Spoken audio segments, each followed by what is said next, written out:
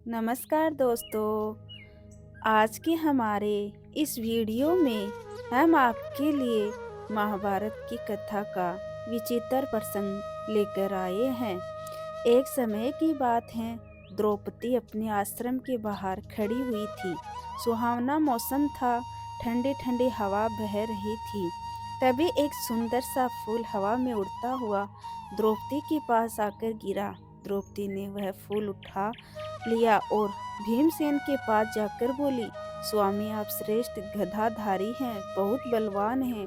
क्या आप गंध मादक पर्वत से दिव्य वृक्ष या दिव्य पुष्प मेरे लिए ला सकते हैं? द्रौपदी की इच्छा पूरी करने के लिए अपनी गदा उठाकर गंध मादन पर्वत की ओर निकल पड़े। चलते चलते वो पहाड़ों की घाटियों में जा पहुंचे, लेकिन अचानक भीम के बढ़ते कदम रुक गए।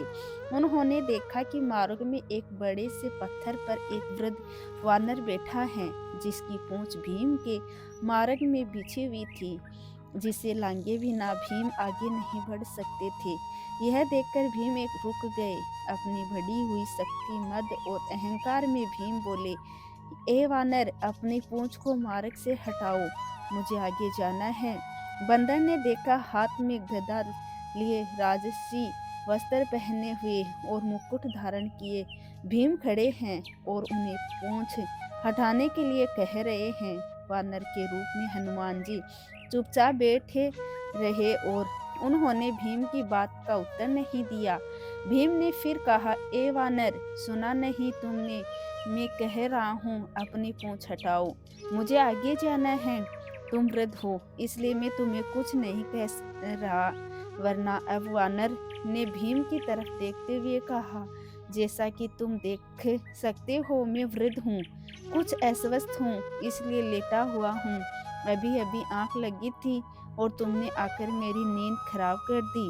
मुझ में इतनी ताकत नहीं कि मैं स्वयं अपनी पूंछ को तुम्हारे मार्ग से हटा सकूं।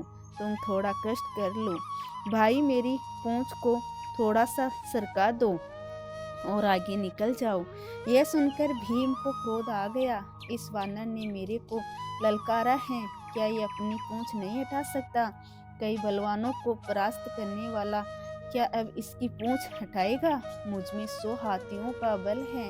अब एक तिनके की भांति इसकी पूंछ को मार्ग से हटा देता हूँ। आवेश में आकर भीम अपने बाएं हाथ से पूंछ को पकड़ा और जोर से उठाने की कोशिश करने लगा, लेकिन भीम से पूंछ हिल तक नहीं।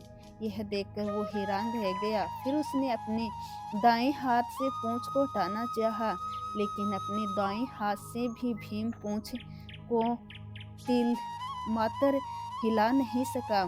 इसके बाद भीम ने वानर की ओर देखा। वानर मंद मंद मुस्कुरा रहा था। यह देखकर भीम को गुस्सा आ गया। अब भीम ने दोनों हाथों से भरपूर जोर लगाया, लेकिन पूंछ नहीं हिली। अब भीम ने एक पैर को पत्थर पर रखकर जोर लगाने की कोशिश करी, लेकिन वो पूंछ को नहीं हटा पाया। भीम भरपूर जोर लगा लगा कर उस पूंछ को हटाने की कोशिश करने लगा, लेकिन वह हताश हो गया। उस पूंछ को वो मामूली जानकर हटाने में लगा था। उसने भीम के पसीने छुड़ा दिए। अब थक हार कर वो एक तरफ खड़ा हो गया और सोचने लगा, ये कोई मामूली वानर नहीं है, जरूर कोई दिव्य व्यक्ति है और इसकी असीम शक्ति का सामना मैं नहीं कर सकता।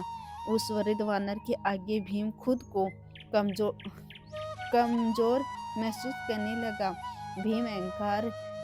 भीम का अहंकार अब चूर चूर हो गया था। तभी वो उस वानर के आगे हाथ जोड़कर खड़ा हो गया और पूछने लगा, जिसकी पूंछ को मैं उठा नहीं सकता, वो कोई साधारण वानर नहीं हो सकता।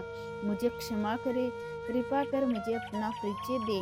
तब वह वानर उठा और भीम को गले से लगा लिया और कहने लगा, भीम, तुमने मुझे नहीं पहचाना, लेकिन मैं तुम्हें पहचान गया हूँ।